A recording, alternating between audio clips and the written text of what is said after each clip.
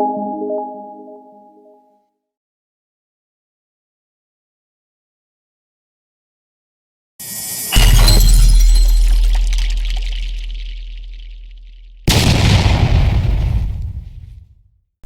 आपण बघणार आहे इतिहास लेखन पाश्चात्य परंपरा ह्या धड्याचा पुढचा भाग। याच्या पहिलेचे जे पण भाग आहे ते मी अपलोड केलेले आहे, त्याची लिंक तुम्हाला डिस्क्रिप्शन बॉक्समध्ये मिळून जाईल। जर तुम्हाला आणखी व्हिडिओ बघायचे असेल तर प्लीज चॅनलला सबस्क्राइब करा, बेल आयकॉनवर क्लिक करा, कारण त्यामुळे काय होईल, जेव्हा पण नवीन व्हिडिओ अपलोड होईल तर सगळ्यात पहिले नोटिफिकेशन तुम्हाला मिळेल। तुमचे कमेंट्स द्या, लाईक करा आणि तुमच्या फ्रेंड्ससोबत शेअर करा। तर चला बघूया इतिहास लेखन पाश्चात्य परंपराचा पुढचा भाग।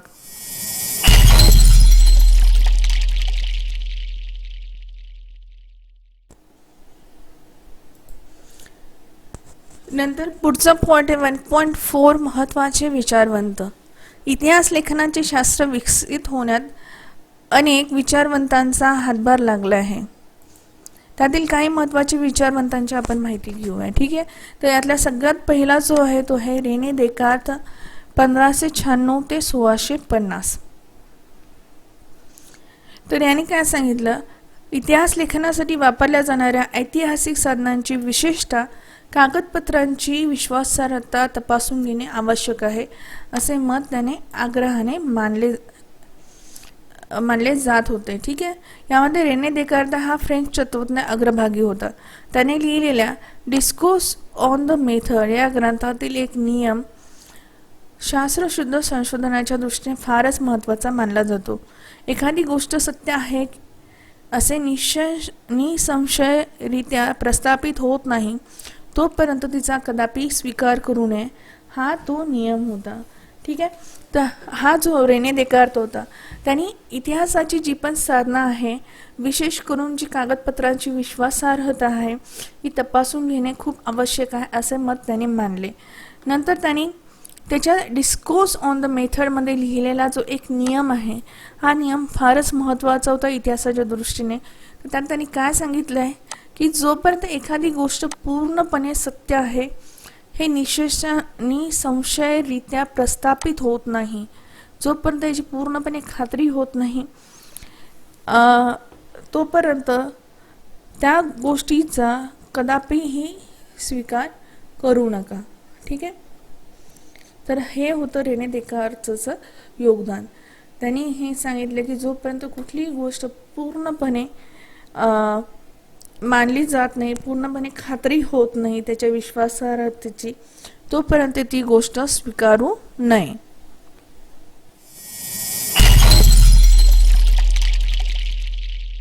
नंतर पुढचा विचारवंत आहे व्हॉल्टेअर। व्हॉल्टेअर 1694 ते 1778। व्हॉल्टेअरचे मूळ नाव फ्रान्सवा मरी अरुए असे होते। व्हॉल्टेअर या फ्रेंच तत्वज्ञाने इतिहास लेखनासाठी केवळ वस्तुनिष्ठ सत्य आणि घटनांचा कालक्रम एवढ्यावरच लक्ष केंद्रित न करता तत्कालीन समाजाच्या परंपरा, व्यापार, आर्थिक व्यवस्था, शेती इत्यादी गोष्टींचा विचार करणे आवश्यक आहे, हा विचार मांडला, ठीक आहे। तर हा जो आहे व्हॉल्टेअरचं मूळ नाव होतं फ्रान्सवा मरी अरुए। तर व्हॉल्टेअर हा काय होता, फ्रेंच तत्वज्ञानी होता। त्याने काय सांगितलं की इतिहास लेखनासाठी फक्त वस्तुनिष्ठ सत्य आणि घटनांचा कालक्रम मांडणे एवढंच फक्त महत्त्वाचं नाही आहे, याच्यावरच फक्त लक्ष केंद्रित करू नये। तर व्हॉल्टेअरने सांगितले की फक्त वस्तुनिष्ठ सत्य आणि घटनांचा कालक्रम एवढ्यावरच लक्ष केंद्रित न करता त्यावेळच्या समाजाच्या परंपरा, व्यापार कसा होता, त्यांची आर्थिक व्यवस्था कशी होती, शेती कशी होती, या सगळ्या गोष्टींचा विचार करणं आवश्यक आहे, हा विचार त्याने मांडला, ठीक आहे। त्यामुळे इतिहासाची मांडणी करताना मानवी जीवनाचा सर्वांगीण विचार व्हायला हवा, हा विचार पुढे आला। म्हणूनच व्हॉल्टेअरला आधुनिक इतिहास लेखनाचा जनक असे म्हणतात, ठीक आहे। तो व्हॉल्टेअरने काय सांगितलं की इतिहास लेखनासाठी केवळ वस्तुनिष्ठ सत्य किंवा घटनांचा कालक्रम यावरच लक्ष करू नये, तर त्यावेळेच्या समाजाच्या परंपरा, व्यापार, आर्थिक व्यवस्था, शेती ह्या सगळ्या गोष्टींचा पण विचार करावा. ठीक आहे. तर त्यामुळेच इतिहासाची मांडणी करताना मानवी जीवनाचा सर्वांगीण विचार व्हायला हवा हा विचार पुढे आला. म्हणूनच वॉल्टरला आधुनिक इतिहास लेखनाचा जनक असे म्हणतात.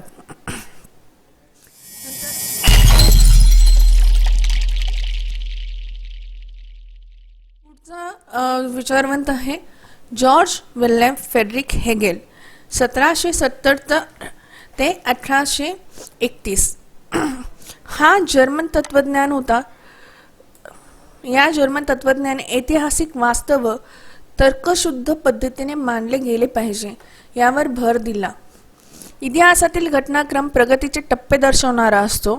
त्याबरोबर इतिहासाची मांडणी इतिहासकाराला वेळोवेळी उपलब्ध होत असलेल्या पुराव्यानुसार बदलत जाणे स्वाभाविक असते असे प्रतिपादन त्याने केले. ठीक आहे. इतिहास जो आहे, ऐतिहासिक वास्तव्य जे आहे ते तर्कशुद्ध पद्धतीने मांडले गेले पाहिजे असं अशावर त्यांनी भर दिला. ठीक आहे. तर इतिहासाच्या ज्या पण घटना असतात ह्या घटना कशा असतात तर प्रगतीचे टप्पे दर्शवणारे असतात, की अशा अशा पद्धतीने माणसाचा प्रगती झाली हे दर्शवणारे असतात. त्यामुळे इतिहासकाराला वेळोवेळी उपलब्ध होणाऱ्या पुराव्यानुसार इतिहासाच्या मांडणीत बदल होणे स्वाभाविक आहे असे त्यांनी सांगितले. ठीक आहे. इतिहासकाराला जे जे उपलब्ध होत आहे त्याच्यानुसार, त्या पुराव्यानुसार इतिहासामध्ये पण बदल होत जायला पाहिजे असे त्यांनी सांगितलं. त्याच्या विवेचनेमुळे इतिहासाच्या अभ्यास पद्धतीत विज्ञानाच्या पद्धतीपेक्षा वेगळ्या असल्या तरी त्या कमी प्रतीच्या नाहीत अशी अनेक तत्त्वज्ञांना खात्री पटली. ठीक आहे. त्याच्या हे जे फ्रेडरिक हेगलने मांडलेल्या गोष्टींमुळे की इतिहासाच्या ज्या अभ्यास पद्धती आहेत ते विज्ञानाच्या पद्धतीपेक्षा वेगळ्या आहेत, पण तरी पण ह्या कमी प्रतीच्या नाहीत अशी तत्त्वज्ञांना खात्री पटली. ठीक आहे. एन्सायक्लोपीडिया ऑफ फिलॉसॉफिकल सायन्सेस या ग्रंथामध्ये त्याची व्याख्याने आणि लेख यांचे संकलन आहे. हेगेलने लिहिलेले रिझन इन हिस्ट्री हे पुस्तक प्रसिद्ध आहे. ठीक आहे. तर त्याने जे लिहिलेली ग्रंथ आहेत एन्सायक्लोपीडिया ऑफ फिलॉसॉफिकल सायन्सेस या ग्रंथामध्ये त्याची भरपूर व्याख्याने आणि लेख यांचा पूर्ण संग्रह आहे. आणि हेगेलने लिहिलेले जे पुस्तक आहे रिझन इन हिस्ट्री हे खूप एक प्रसिद्ध पुस्तक आहे. ओके. तर हेगेलनी काय काय सांगितलं ते आपण बघूया. तर ऐतिहासिक वास्तव तर्कशुद्ध पद्धतीने मानले गेले पाहिजे असे त्यांनी म्हटले. नंतर इतिहासाच्या प्रगतीचे टप्पे इतिहासामध्ये दर्शवले गेले पाहिजे. इतिहासकाराला वेळोवेळी जे पण पुरावे उपलब्ध होतात, उपलब्ध पुराव्यानुसार इतिहासाच्या मांडणीत बदल होणं स्वाभाविक आहे, बदल व्हायला पाहिजे असं त्यांनी सांगितलं. नंतर आपण बघितलं की त्याचे जे मुख्य ग्रंथ आहे ते होते एन्सायक्लोपीडिया ऑफ फिलॉसॉफिकल सायन्सेस आणि रिझन इन हिस्ट्री. तर जाणून घेऊया हेगेलच्या मते कोणत्याही घटनेचा अर्थ लावण्यासाठी तिची वर्गवारी दोन विरोधी प्रकारांत करावी लागते. ठीक आहे. तर हेगेलने ही थेअरी मांडली आहे. तर हेगेलच्या मतानुसार कोणतीही जी घटना असते त्याचा अर्थ लावण्यासाठी तिची दोन विरोधी प्रकारात वर्गवारी करावी लागते. ठीक आहे. तर आता त्याशिवाय मानवी मनाला त्या घटनेचे आकलन होत नाही. म्हणजे जर कुठली पण जर घटना असेल तर त्या प्रत्येक घटनेचे दोन वेगवेगळे पैलू असतात, एक होकारार्थी एक नकारार्थी. त्याच्याशिवाय त्या घटनेचं आकलन माणसाला होत नाही. जसं फॉर एक्झाम्पल खरे खोटे, चांगले वाईट या पद्धतीला द्वंद्ववाद असे म्हणतात. ठीक आहे. म्हणजे ज्या कुठल्या पण घटनेला असणारे जे दोन पैलू आहे ह्या दोन पैलूला द्वंद्ववाद असे म्हणतात, डायलेक्टिक्स असे म्हटले जातात. या पद्धतीत प्रथम एक सिद्धांत मानला जातो. ठीक आहे. तर ह्या द्वंद्ववादमध्ये काय होतं, पहिले एक सिद्धांत मानला जातो, त्यानंतर त्या सिद्धांताला छेद देणारा प्रतिसिद्धांत मानला जातो. ठीक आहे.